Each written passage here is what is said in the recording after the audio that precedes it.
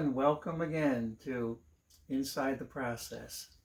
We've been doing this for some time, first on my Facebook page, and then when things got weird over there, moved over to YouTube, kind of hiding it on this obscure channel. Things will change, and I'll let you know about that as we go. But thank you for being here. Instead of just playing for you, I'll open the window into my process and my thoughts, and I would say opinions, but I try not to put too much stock in opinions. And we find our way in the moment at all times, ideally. Thank you for those of you who support me and encourage me via the link available in the description to the support page of my website. Give you varied options. And I'm thankful that you're here on this last episode of 2021. Oh my goodness. So the topic, or what I've titled this, is Endings and Beginnings. And that was inspired by the new director for The Mainstay in one of the recent email blasts that he put out. Matt Melnick is his name, and he's a good writer, and the weekly email blasts have good writing. And it's a change from how it was done before, and it's a nice change. And one of his themes was every ending is a beginning. And yes, and that's going to actually be the theme. Every ending is a beginning for this and for ultimately everything. And the first place that takes my thoughts is when I had my first experience directing musically a theater play. We have a very, very good, we have actually multiple community theaters, and they're all good. But one in particular, it's award-winning. It's amazingly something for an area like this. And when the then director kind of talked me into coming in directing, musical directing one of the shows, I had very limited experience in theater work. Musically, I was fine, and I could handle it, but I just wasn't part of that community. And I was so impressed by it, by the commitment, by the camaraderie, by the talent. But the thing that really hit me over the head was after the final show. We went through a very rigorous and intense process to get the show ready. That particular show was Once on This Island, which the theater director and the director of the play told me recently that was the best pit band he ever had. Well, that was a really good pit band, and we had fun with it.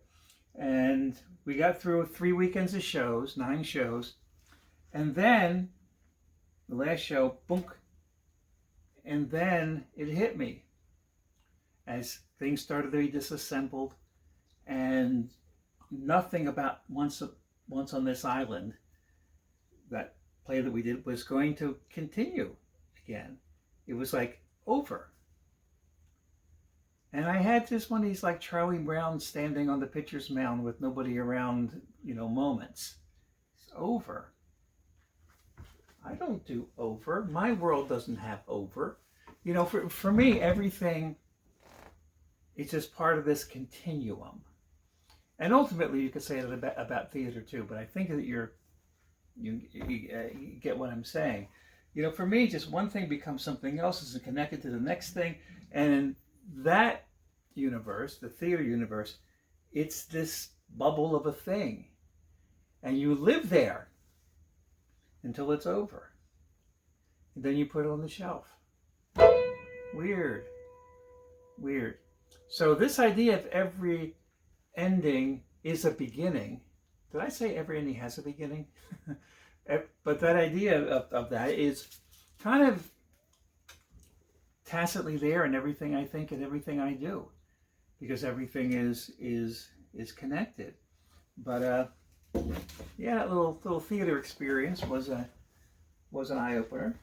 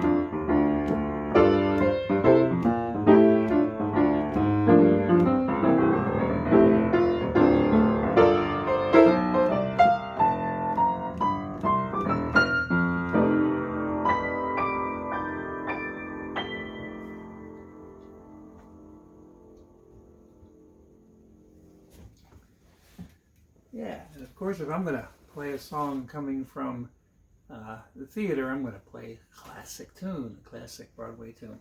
Excuse me 1 second. I always realize I forget something. Once I remember that I forgot it, but if I didn't remember that I forgot it, then I would have still forgotten it, and it's better if I remember it, even though now I know I forgot it. That made perfect sense. Yeah, right. So, the connections between things can easily be shown in the history of the live streams that have become Facebook videos. When the pandemic began,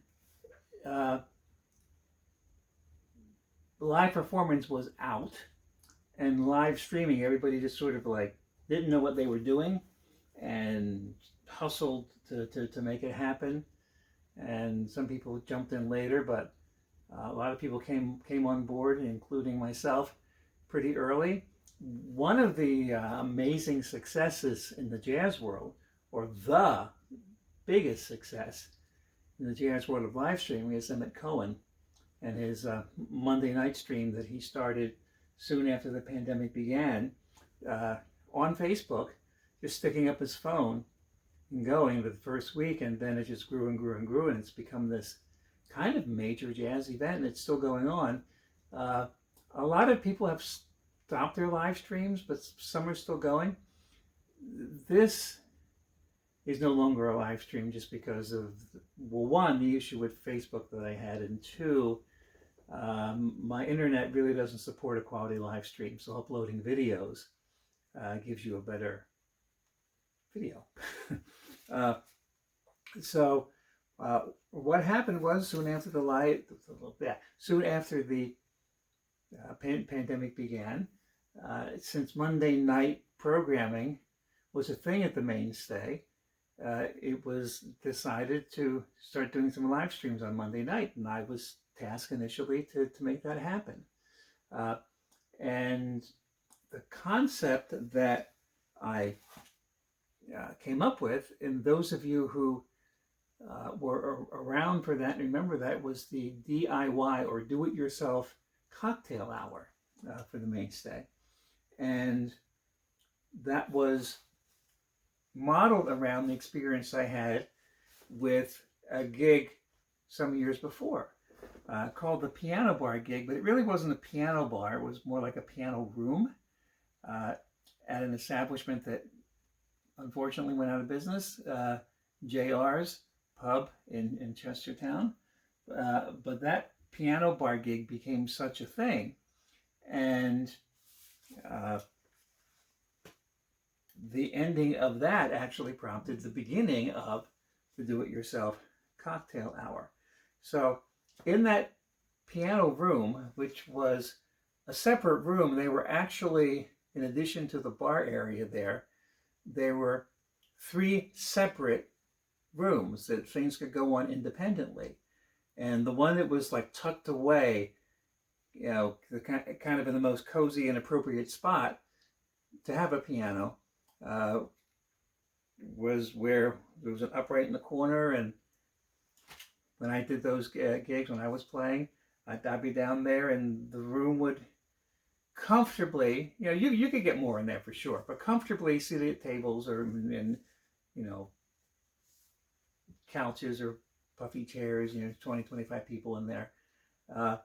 And it was a place, and this is the rub of it, or the meat and potatoes, where you could interact with the music however you chose to. And the room was big, because the furniture was actually, it took up a lot of room. So, I mean, it was the kind of thing that if you were to do, like, you know, concert seating in there, you could have gotten, you know, 80 chairs in there probably. But that wasn't what it was. And there were tables, people could eat and drink, and so you could be there and just socialize with music in the background, have your dinner, have drinks with friends. You would probably be in the far part of the room. You could listen casually You could be engaged, but engaged in something else as well. Uh, or you could listen intently. And the people who would listen intently would be typically the people who sat closer. And I remember one friend, you know, his listening intently posture was just to be there with his eyes closed, and he would start smiling and be there and says, okay, I've got him. There he is. But the cool thing about that is that everything could happen at the same time. And depending on where you were in the room. So if you wanted to engage in conversation, or if you want to engage in conversation now while I'm playing, I won't be offended.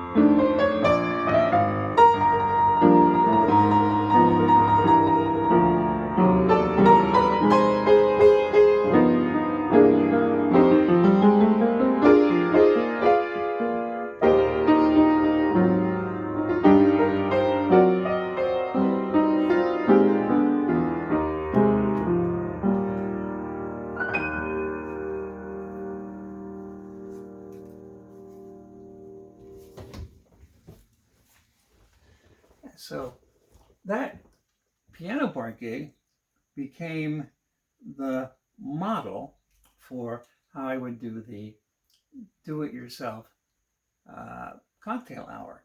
That piano bar gig, the history of it was interesting. My friend Philip Dutton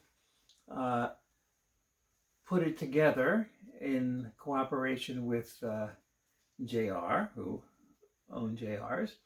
He had a little upright piano down in that room. And I think JR's idea was more of the, more contemporary kind of piano bar thing. But what Philip did was he got 4 different pianists, including himself, to play once a month. And so it was only a different player each week on a Sunday. And he expected that, I was on his list, and I turned him down. I turned him down. Well, I'll tell you why I turned him down after I play a song about turning down. Well, let's try it again.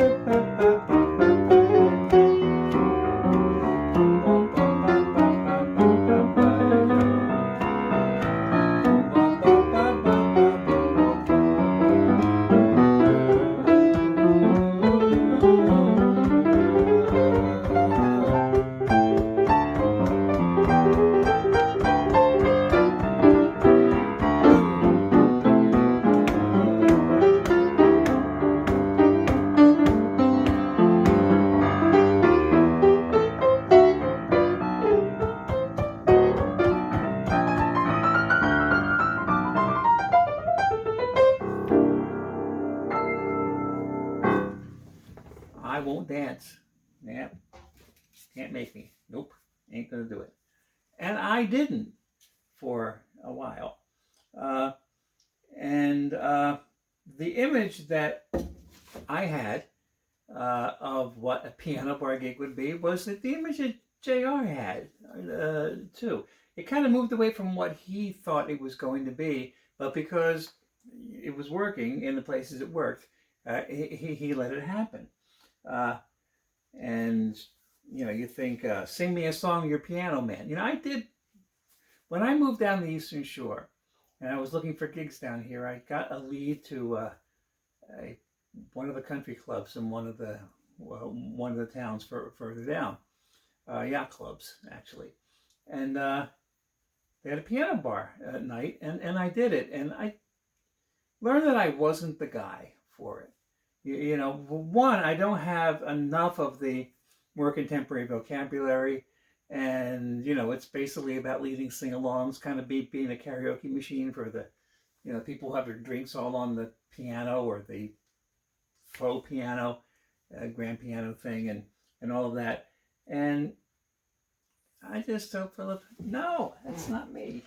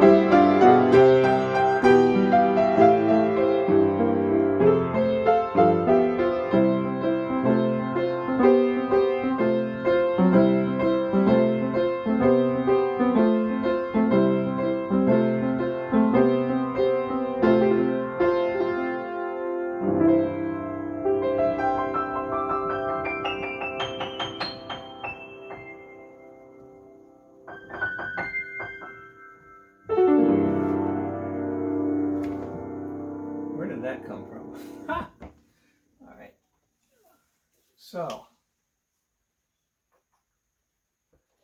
So after a while, Philip was able to convince me that each musician would bring in their own following and develop the culture of that particular night around what they do.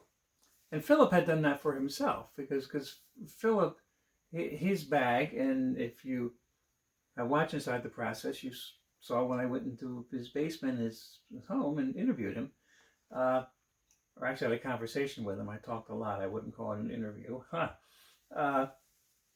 And it's the New Orleans music and that kind of thing, and that's what he likes to do, and he accompanies himself singing, and he had his crowd, and okay, I'll try it, and lo and behold,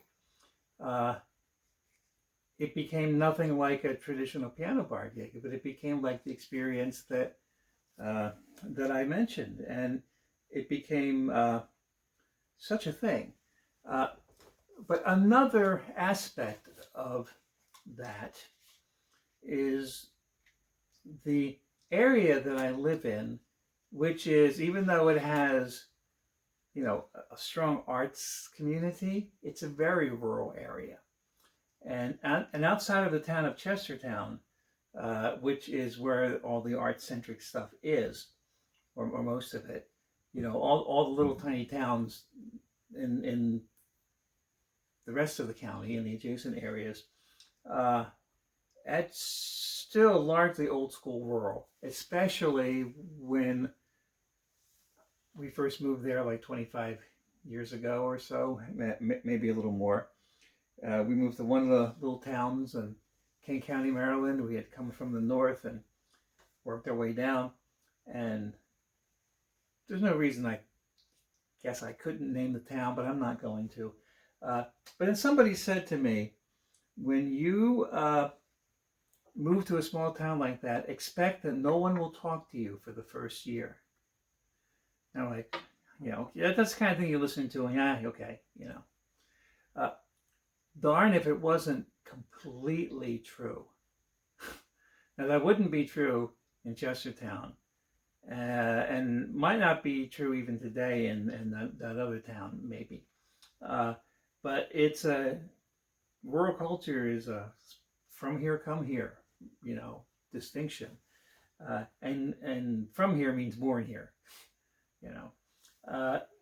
and when we would put our little Cherie, I guess it was more than 25 years ago, because she would have been 3 when she started pre-K and went on the school bus, and she's 29 now. And we would put her on the school bus, and I would attempt to make conversation with other parents, and they would actually look away and look up in the sky and ignore that I was there. And 1 year to the day, I'm standing there, accustomed to not talking to anybody, and then one of the parents starts talking to me. Are you kidding me? Now, I don't want to give this town a completely bad name, even though I'm not naming the town. There was one person who would talk to me from the beginning, and it happened to be JR from JR's Piano Bar, Aunt, but I found out later. Aunt Patsy. She would talk to me. But the upshot of that is, in the general sense, this area is very slow to support people it doesn't know, which is a consideration for programming at the Mainstay, because I've had 5 years plus to 5 years to understand that, and you can bring in like the best musician ever, but if there's not some kind of connection where people don't know them or don't know about them or aren't related to somebody that is related to them, or haven't seen them before and there's already a fan, that show could be not well attended at all, potentially. And you bring in a local performer, one with that a lot of people love or have a following or a big family, you fill the place. And so what happened was that Philip, I got on board with Philip, and it was Philip and I who lived in the area, and he brought in 2 other players from Wilmington, good players, and people weren't coming for them. And there was one night where nobody came for one of them, and I'm saying to Philip, okay, we're going to lose this gig. We got to do something. And so eventually what that became was that it was just Philip and I doing the gigs. And he would reluctantly do twice a month, but he really only wanted to do once a month. So I was then doing the bulk of the piano bar gigs, at least by a small margin. But then, I talked to Philip about it when I had this idea. He was fine with it. I approached the manager at JR. I says, I think this is working. I think I'm bringing in people. Can we try a dedicated night for me in addition to Sunday? And we did. For a while, we actually did 2 dedicated nights a week. But it became one, Wednesday, which was my night. And then Sunday was most of the time me. So for the most part, I was there 2 nights a week and did it for years. Well, 3 years maybe, until JR's closed down. When he stopped all music, but the piano bar still kept going. And it overlapped with Mainstay Mondays a little bit. The Mainstay Mondays started in 2016. I had the piano bar for a few more months. That ended. So it's sort of like the piano bar ended to usher in the beginning of Mainstay Mondays. Maybe not quite as clean as an illustration of these live streams, but you get what I mean. You get how I see it. That all these things are just tied together, and as one thing grows, it produces seeds that grow somewhere else, and so on. So what happened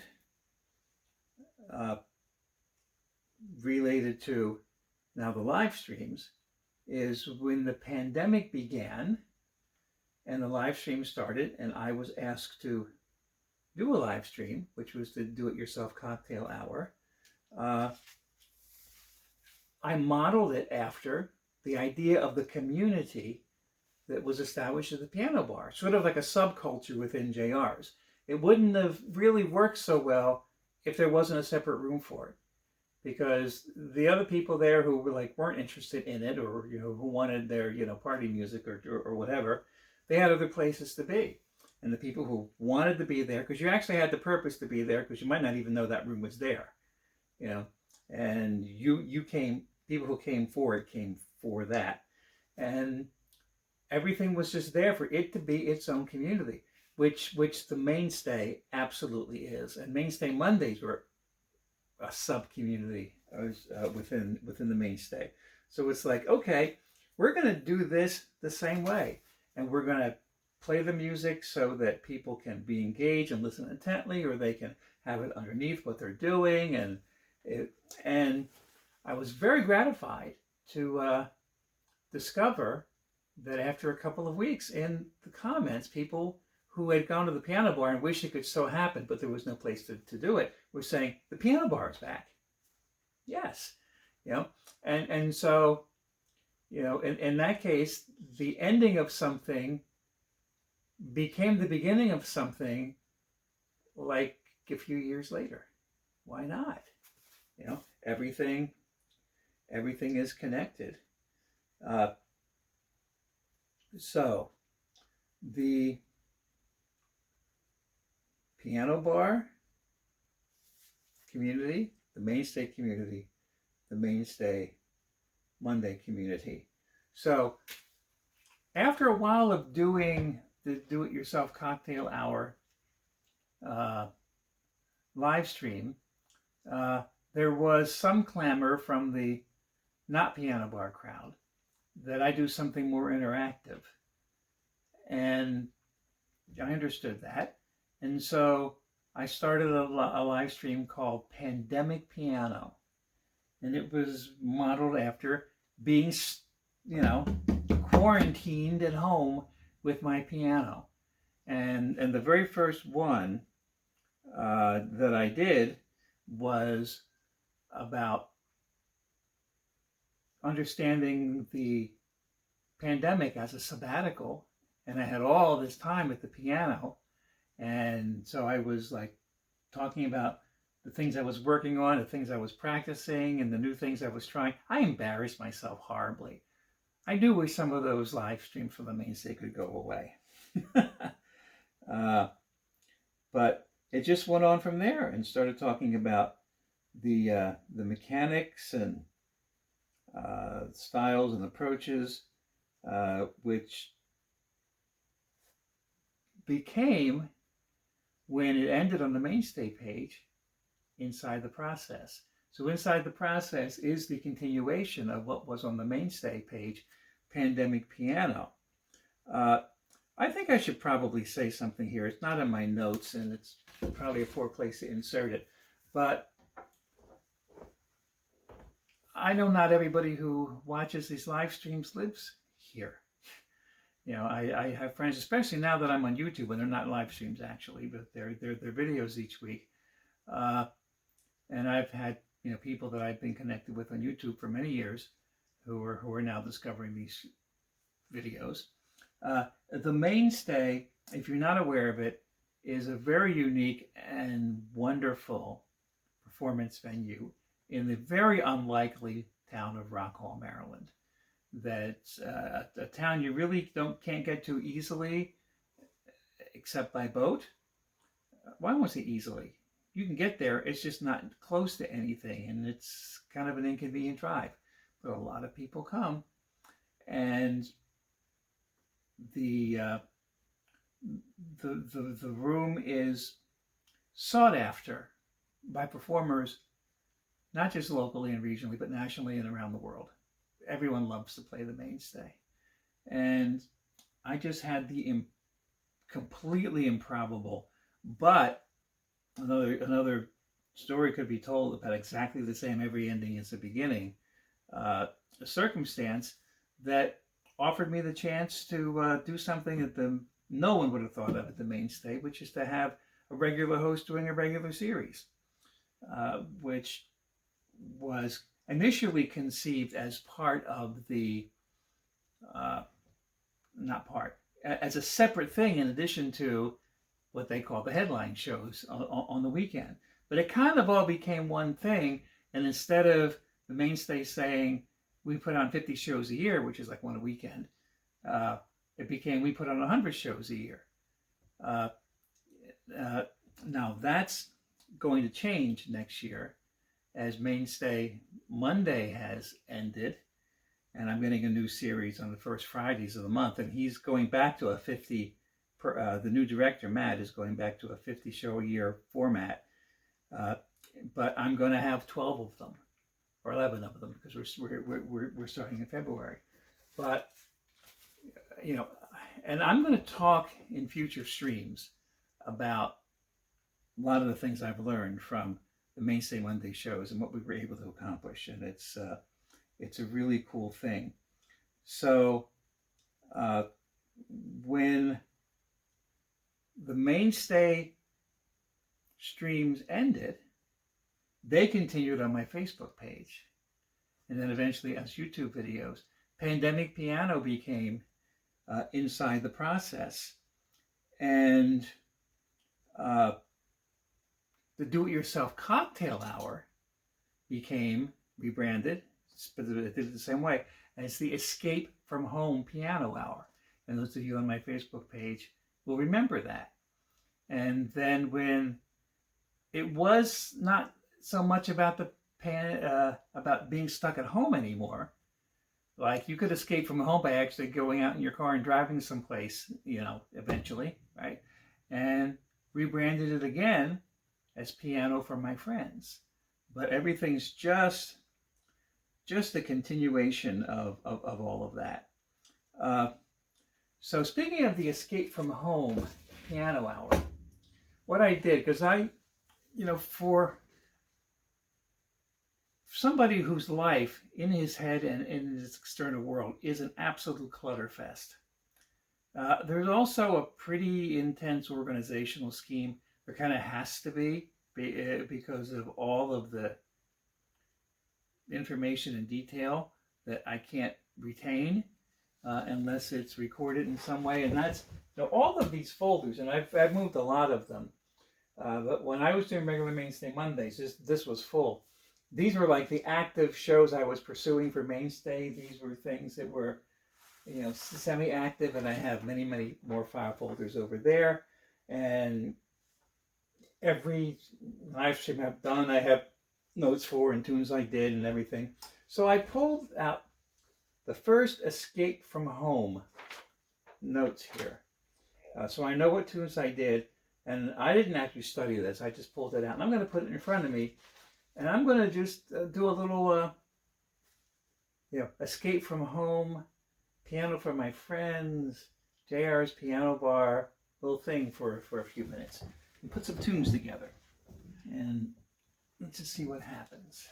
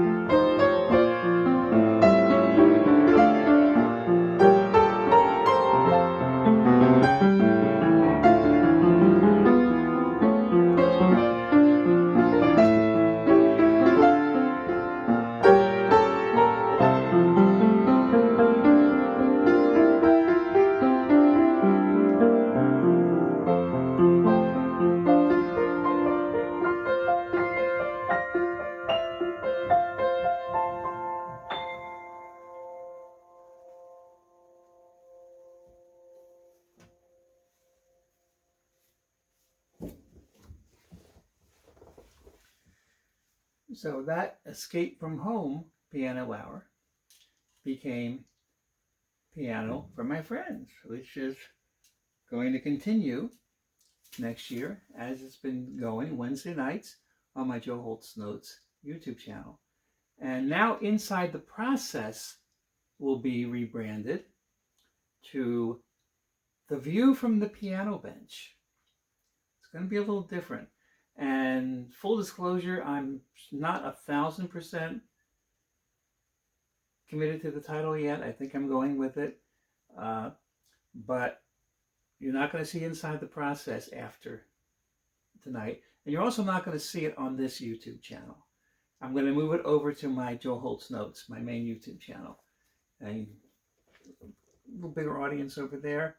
And I'm just going to commit myself to those 2 live streams to continue as long as it's viable, as long as it can work.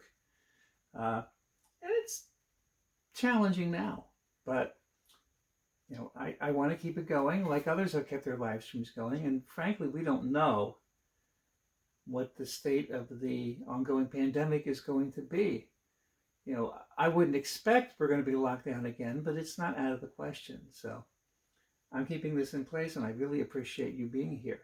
So the View from the Piano Bench is going to continue the kind of more spoken content and sharing of ideas and thoughts and such. So remember, join me on my Joe Holt's Notes YouTube channel, not this one, starting next week. And every ending is a beginning, right? And now 2021 is ending. And because every ending is a beginning. So Happy New Year. New Year's blessings in 2022. And we'll make the most of it. We'll make the best of it like we have this year. So thank you so much.